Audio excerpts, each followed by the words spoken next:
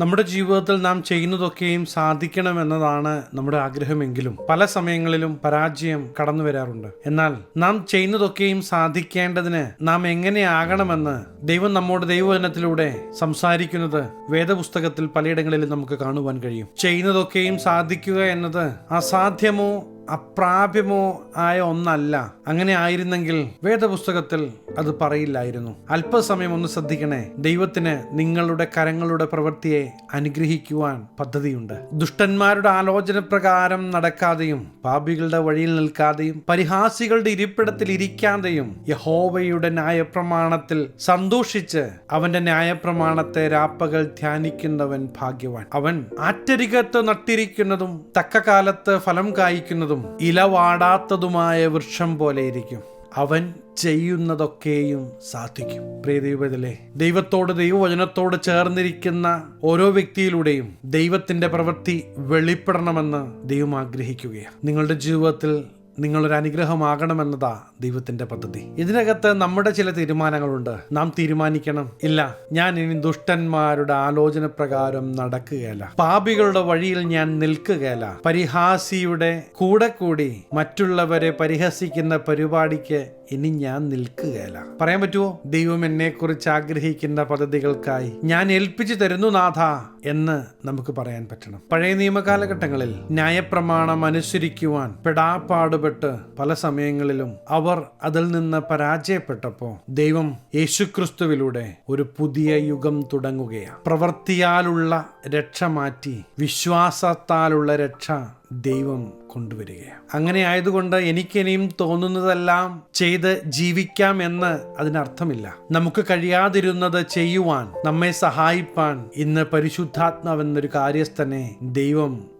അയച്ചിട്ടുണ്ട്. ആയതുകൊണ്ട് തന്നെ ആ പരിശുദ്ധാത്മാവിന്റെ സഹായം നാം തേടേണ്ടതും പരിശുദ്ധാത്മാവിനോട് ചേർന്ന് നിന്ന് ഒരു വിജയകരമായ ജീവിതം ഈ ലോകത്ത് നാം നയിക്കണമെന്നതുമാ നമ്മെക്കുറിച്ചുള്ള ദൈവിക പദ്ധതി. മാതാവിനോ പിതാവിനോ ഭാര്യയ്ക്കോ ഭർത്താവിനോ നമ്മുടെ ഒപ്പം എല്ലാ സമയവും ആയിരിക്കാൻ കഴിഞ്ഞുകൊള്ളണമെന്നില്ല. എന്നാൽ നാം എവിടെ പോയാലും നാം എന്തൊക്കെ ചെയ്താലും എല്ലായിടത്തും കടന്നു വരുവാൻ നമ്മോടൊപ്പം ആയിരിക്കാൻ കഴിയുന്ന ദൈവത്തിന്റെ സാന്നിധ്യം, പരിശുദ്ധാത്മാവിന്റെ സാന്നിധ്യം നാം അവഗണിക്കരുത്. പരിശുദ്ധാത്മാവിന്റെ സാന്നിധ്യം മനസ്സിലാക്കുന്ന നമ്മിലൂടെ ദൈവപ്രവൃത്തി വെളിപ്പെടേണ്ടതിന് നമ്മെ മോൾഡ് ചെയ്യുന്ന പരിശുദ്ധാത്മാവിന്റെ പ്രവൃത്തി ഈ ദിവസങ്ങളിൽ നിങ്ങൾ കാണുവാൻ പോകുകയാണ്. മറ്റുള്ളവരെ പരിഹസിക്കുന്നതിന് മുമ്പേ, കളിയാക്കുന്നതിന് മുമ്പേ നമുക്ക് നമ്മോട് തന്നെ ഒന്ന് ചോദിക്കണം, എന്റെ എന്ത് നന്മ കണ്ടിട്ടാ ഞാൻ ഇന്ന് ജീവനോടെ ആയിരിക്കുന്നത്? നമ്മുടെ ജീവിതത്തിൽ കുറവുകളൊന്നുമില്ലാത്തത് കൊണ്ടാണോ? അല്ല, മറിച്ച് നമ്മുടെ കുറവുകളെ ദൈവം ക്ഷമിച്ചത് കൊണ്ടാണ്, നമ്മെ പരിശുദ്ധാത്മാവ് സഹായിക്കുന്നത് കൊണ്ടാണ്. നമുക്ക് പുകഴുവാൻ ഒന്നുമില്ല പ്രിയ ദൈവവേദലേ. അഹങ്കരിക്കാതെ ദൈവത്തോട് ചേർന്ന് നിന്ന് ദൈവപ്രവൃത്തി നമ്മിലൂടെ വെളിപ്പെടുവാൻ നമുക്ക് നമ്മെ ഒന്ന് ഏൽപ്പിച്ചു കൊടുക്കാം. ദൈവത്തിന്റെ മുമ്പാകെ നിങ്ങൾ ഏൽപ്പിച്ചു കൊടുക്കുന്നെങ്കിൽ തീർച്ചയായും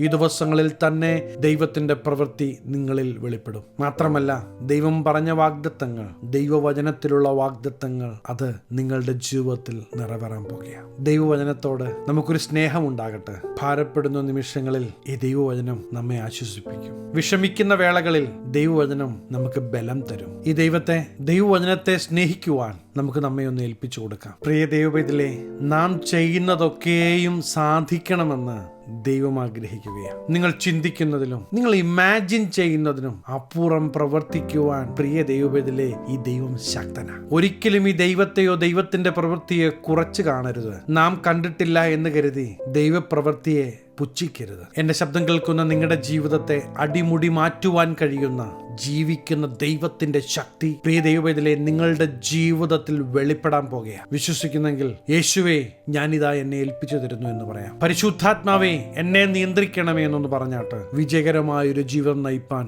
പരിശുദ്ധാത്മാവ് നമ്മെ സഹായിക്കും. നിത്യതയിലേക്ക് അവൻ നമ്മെ ഒരുക്കും. ഈ ദൈവം ഒരിക്കലും ഇടയ്ക്ക് വെച്ച് ഉപേക്ഷിച്ചു പോകുകയില്ല. ആരൊക്കെ നിങ്ങളെ ഇടയ്ക്ക് വെച്ച് ഉപേക്ഷിച്ചാലും ഈ ദൈവം ഒരിക്കലും നിങ്ങളെ ഇടയ്ക്ക് വെച്ച് ഉപേക്ഷിച്ചിട്ട് പോകുകയില്ല. ഹല്ലേലൂയ. ഈ ദൈവസ്നേഹം നിങ്ങളൊന്ന് രുചിച്ചറിയണമെന്ന് ചെയ്യണമെന്ന് ഞാൻ ആത്മാർത്ഥമായി ആഗ്രഹിക്കുന്നു. അതെ, ഈ ദൈവത്തോട് ചേർന്ന് നിന്ന് നിങ്ങൾ ചെയ്യുന്നതെല്ലാം ഈ ദിവസങ്ങളിൽ സാധിക്കാൻ പോകുകയാണ്. ഞാൻ നിങ്ങൾക്കായി പ്രാർത്ഥിക്കാൻ ആഗ്രഹിക്കുന്നു. കണ്ണുകളെ അടയ്ക്കാൻ പ്രാർത്ഥിക്കാം. മഹാപരിശുദ്ധനായ ഞങ്ങളുടെ സ്വർഗീയ പിതാവേ, ദൈവശബ്ദം കേട്ട് ദൈവിക നിയന്ത്രണത്തിനായി ഏൽപ്പിച്ചു തരുന്ന ദൈവജനത്തെ അങ്ങയുടെ തൃക്കരങ്ങൾ തരുന്നു. ദൈവത്തോട് ചേർന്ന് നിന്ന് ഈ ദൈവജനം ചെയ്യുന്നത് സാധിക്കട്ടെ. ദൈവപ്രവൃത്തി ദേശം കാണത്തക്ക വിധത്തിൽ ഈ വ്യക്തി ജീവിതങ്ങളിൽ വെളിപ്പെടട്ടെ. അനുഗ്രഹിച്ചു പ്രാർത്ഥിക്കുന്നു. അനുഗ്രഹമാകട്ടെ. സകലമാന മഹത്വം അങ്ങേക്ക്. സകല നസറേനായ യേശു ക്രിസ്തുവിന്റെ നിസ്തുല്യ നാമത്തിൽ തന്നെ ആമേൻ. ഏകാന്തത അനുഭവിക്കുന്ന നിങ്ങളുടെ ജീവിതത്തിൽ കടന്നു വന്ന് കരം പിടിച്ച് വഴി നടത്തുവാൻ വിശ്വസ്തനായ ഈ ദൈവത്തിന്റെ പ്രവൃത്തി ഈ ദിവസങ്ങളിൽ നിങ്ങൾ കാണുക തന്നെ ചെയ്യും. നിങ്ങൾ ദേശങ്ങൾക്ക് ഒരു അനുഗ്രഹമാകും. ഈ ചെറു സന്ദേശം നിങ്ങൾക്ക് അനുഗ്രഹമായെങ്കിൽ തീർച്ചയായും ഞങ്ങളെ അറിയിക്കണം. അനേകർക്ക് അനുഗ്രഹമാകേണ്ടതിന് സ്നേഹിതർക്ക് ഷെയർ ചെയ്യുക, ഫോർവേഡ് ചെയ്യുക. നിങ്ങൾ ഈ ചാനൽ ഇതുവരെയായിട്ടും സബ്സ്ക്രൈബ് ചെയ്തിട്ടില്ല എങ്കിൽ തീർച്ചയായും സബ്സ്ക്രൈബ് ചെയ്യണം. ദൈവം അനുവദിച്ചാൽ അടുത്ത ദിവസം നമുക്ക് വീണ്ടും കാണാം. Stay blessed.